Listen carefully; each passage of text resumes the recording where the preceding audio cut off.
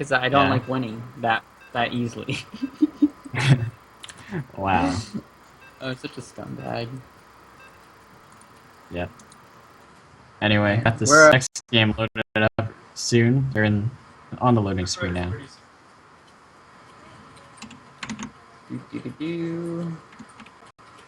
Hope everyone is enjoying the broadcast so far.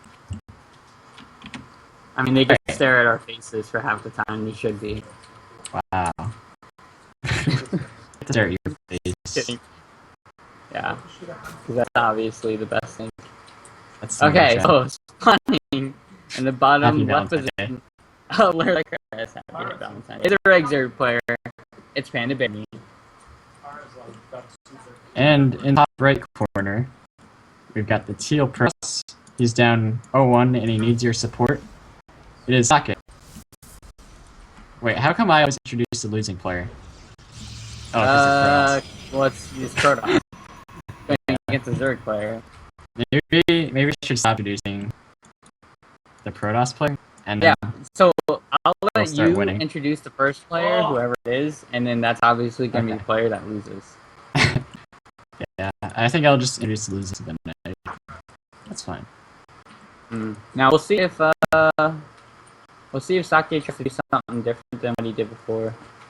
It already looks like he's gonna go double. Okay, so this is double gateway into. It's usually a Stargate. I've done this so many times. It's a pretty common build on a 4-player map because it just brings over the aggression. It's really hard for Zerg players to get their overlords across the map spawn. So this map location, spawn locations are perfect for the Protoss player because he's able to actually keep whatever he's doing hidden because the overlord will take forever to get there. Right. But yeah, Panda Bearman actually goes for hatch. It's actually pretty hard to hold. But it looks like he's gonna go. Actually, I'm not even sure what Panda Bearman even went. Hatch full gas? Oh no, hatch gas full. Okay. Yeah. All right. I'm hoping to see some sick cheese here from Sake that I can copy. I'm gonna be studying. I mean, this Sake already is pretty good. This is a pretty common build for Protoss players, I would say, on this map. Oh, okay. Alright, let's see. I'm not sure how it amps up. Like, you should see... I don't know if Sake's gonna throw down a pylon. You don't usually need it that close. But I'm not sure how it works with the rocks now at the third base. Right. Usually you get they changed pylon. that. That's cool. But actually we see a Nexus going down. So very interesting from Sake. He's not gonna go all in with this, which... It's a kind of build that... Oh. I don't know if I like this, because you go double... He's doing Twilight. Double... Looks like you're wrong with your prediction. No, it's DT Shrine then. Okay. The double gateway is just the opener, but you can go into Stargate, or you can go into DTs. I think Henry Memory's only got these 2 lanes and 2 queens, so I think this can at least get like 4 drone kills. You say 4? I'm gonna say... Yeah. However many actually will be. Alright, I think that's a pretty safe prediction. He's getting kind of dangerous here. You can get surrounded. Yeah, I think he'll get 5. Okay. I'm such a scum. Like I knew it'd be 5, but I was just being safe with 4. You know. Wow, and see, he's not even going for DP Shrine. He's going for the Resonating Glaive. So this is gonna be. He's just gonna keep making depth. This is the true Protoss fight. Like we were talking about the game before against Husheng and Ruff, and how like he didn't make a single depth, and that's why he lost. Like this is Sake knows how to win. Like you throw it on gateways, you get the depth upgrade, and you just make a bunch of depths. Yeah, like why would you take the natural if you're gonna stop probe production? Very interesting. He just wants to mine 5 probes there. Yeah, it's probably a very calculated build. Which you don't know about as a Terran player. I'm sorry. There's no proxy pylon on the map though, so I'm not sure. Maybe he's just gonna play defensive and get a. Does he even have a robo? He doesn't even have a robo. Like I'm trying. He's just gonna shade across the map. Yeah, I don't know. Now he's starting pro production again. Like I'm still confuzzled right now. I don't know about you, but I'm learning a lot here. So, yeah. Panda Bearman is going to go into layer, he's going to go into rush production. So he got an Evo chamber. Oh, he's doing ling drops. Yeah, he's got lings in the main base. Sake's totally out of position. Didn't even see that. Oh, I'm a terrible passer. So this actually is a pretty big deal. How many workers have gone down? 5, potentially 6 and 7. But yeah, there's nothing really, and the depths are actually across the map. So this is going to turn into a weird situation where Pen and Bearme has to defend both the home is and actually wild droning. rest. These adepts are going to do a lot. He wasn't making units. And the Resident Englades are there too, so they're going to actually be able to take out queens too. Lings are actually in production, not the roaches. Yeah. Surprisingly, not the roaches, because there's so many adepts. I think roaches would have been better off than the lings, because only 12 lings are actually going to pop out, and these are enough adepts to actually kill those lings quite easily. Sake actually has stabilized at the main. He's actually taken out all the zerglings, and it looks like Panda Bearme he's taking so much damage. Like you need roaches against this many numbers. Like he picks off one. Oh, he doesn't even pick off that adept. Like he needs roaches to shake down these numbers. Good positioning from Sake though. Shades are. He can just cancel the shades and. Oh, he should cancel that. Oh, he doesn't cancel that. Big mistake. That's actually a pretty big. I think deal. A big. He was probably macroing back at home. Didn't pay attention for a second, and yeah, that's a huge Panda Bearme mistake. does have 3. Like, yeah, Sake should have kept it in his main base, and he could still, with that much, with the Resident Englades, you can actually DPS down buildings quite fast with that. But it looks like Sake's got more depth. He's just shaded those 5s in, like, what? Oh. Yeah, Sake this series has been a little bit sloppy with his depths. I mean, it could be ping, too. Like, he's EU, yeah, right? True. So he's yeah, that's another thing I didn't think of that. Yeah. You're not considered. Give him the benefit of the doubt. Yeah, I'm just so inconsiderate. not a very nice person. Sake hasn't saturated gas though. He's only mining 5 probes worth of gas. He's gonna suicide these ones too, though. Was that ping too?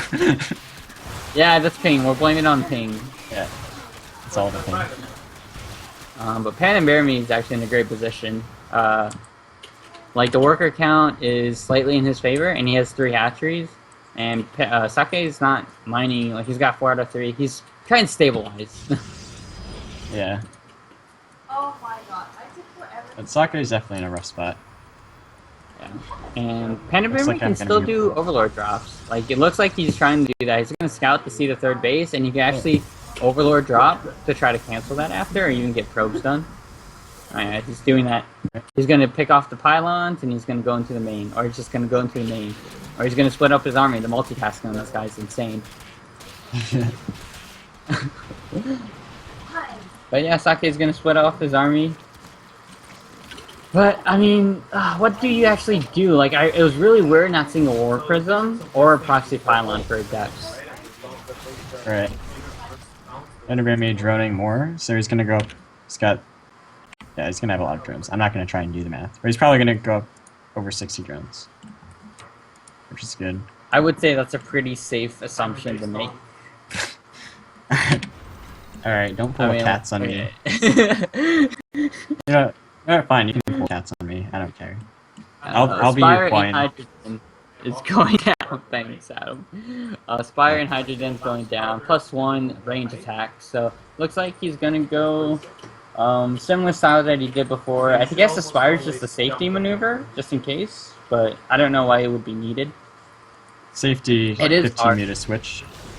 Yeah, it is hard dealing as a Protoss player. I'm sure you know, dealing with mutas while trying to do a counter pressure, because the mutas are so mobile, they can just hop base to base, and you don't really have the same kind of static D like Terran has, where you can repair it, the turrets. So I could understand the need to get a Spire in all cases, but so you could either do mutas into lurker or lurkers and mutas. I think he's probably. Spire's gonna finish first, so he'll probably make around 10 mutas, and then switch it into Hydra Lurker. He has the middle watchtower, so he could technically like have Hydras out after the Spire's done, and then morph the Lurkers while the army's moving across, because it is cross spawn and it's a pretty long rush distance. But Panda Bearme is just making sure that he has extra ways to get into Sake's base. As you see, Sake actually has to throw down a couple pylons and cannons at that 3rd base to defend it, and he's taking he's losing a pylon now and there. And there's still the dangerousness of Overlord drops, as we see Sake's actually getting double Phoenix, which is actually pretty nice. Yeah, he actually had the Stargates done before the Spire's done. So I think he did some scouting with hallucinations, was able to see that what Panda Bearme was doing.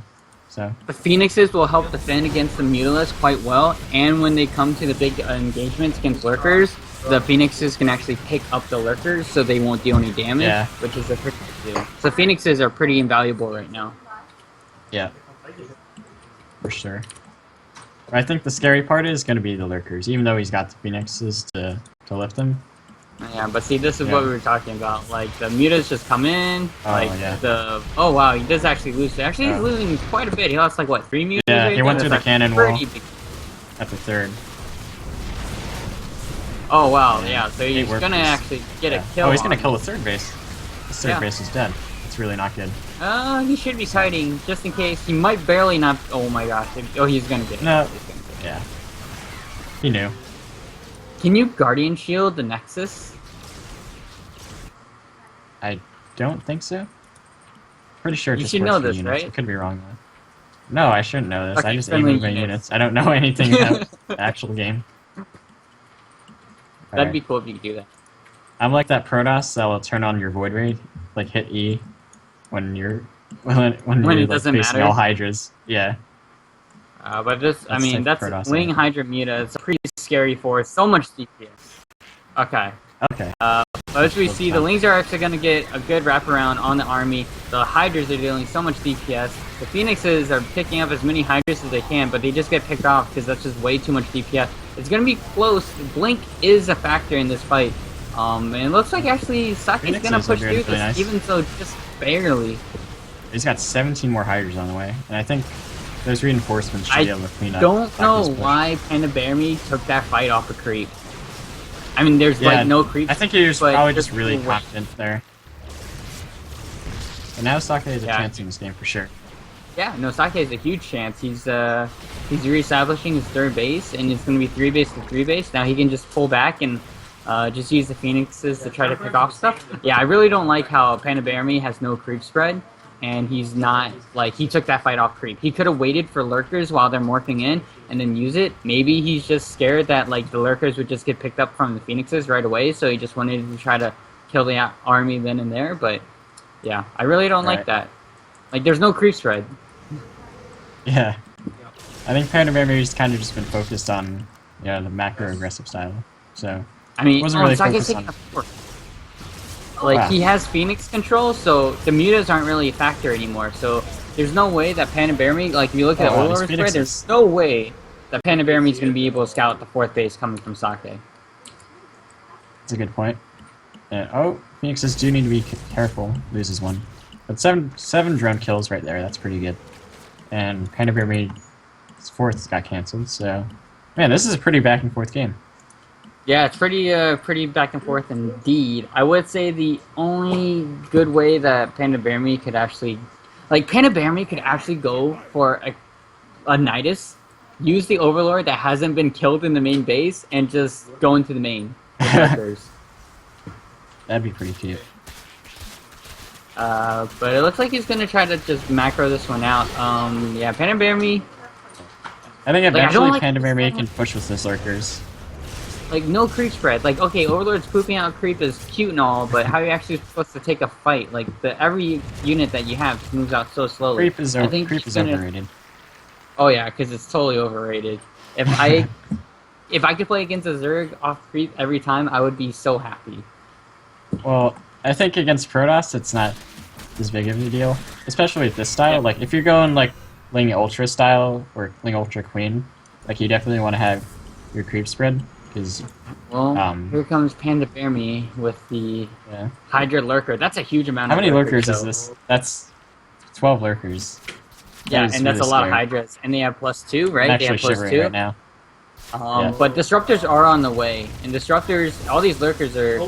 They actually spread out quite well. He needs to burrow them, though. Like, they're not going to do any damage unburrowed, sadly. He's kind of just leapfrogging, which is fine. You want to have them everywhere. Yeah. So, like, the I don't know how observers Sake actually takes this fight without... Oh, that's a pretty good hit from Disruptor, but how is he supposed to deal with the lurkers? He's going to have to pick them up, but the Phoenixes have no energy because they were picking up drones instead, and he's got to forfeit this 3rd base of Sake has. I think the lurkers are just too good. Yeah, I think it's like, lurkers are a lot like mech. Like, when they get to your opponent's base, it's so easy just to win with them. Oh wow, he's going to actually pick off a Disruptor. Sake can't use those Disruptors, and... That one's not going to do anything. Nope. this is actually really hard as like any player to deal with because the lurkers just you don't know where they're actually like hitting unless you look closely. And disruptors, like they're gonna get a huge hit off on the Hydras. That's actually a pretty big deal. He doesn't even care. I mean, Pen and Bearman could actually do anything. As long as he's got the lurkers, like it's over. Yeah, he's leapfrogging them slowly into the opponent's base. We're trying to hype this up as much as we can. Actually, Disruptor Shot gets a good hit on most of the Hydras and some of the lurkers, but he really needs Phoenixes to pick him up. But there's no observer. There's no observer. Yeah, it's only the Disruptors. The observer. Okay. Oh, he's got 3 observers actually. He might be able to clean this up barely, but he took a lot. Here comes a link surrounding the Disruptors. Oh and God, that should it's 2 balls together and they're just getting shredded. Wow. Great commentary. Great commentary. But I mean, Sake held on okay, well-ish, but I mean, the lurkers, like we said, lurkers getting your base. Now. It's just that much harder to deal with. Yeah. Oh, back and forth games. Looks like I was wrong. Here's 2-0. I think Segfried in the chat said it'd be 2-0. I said 2-1.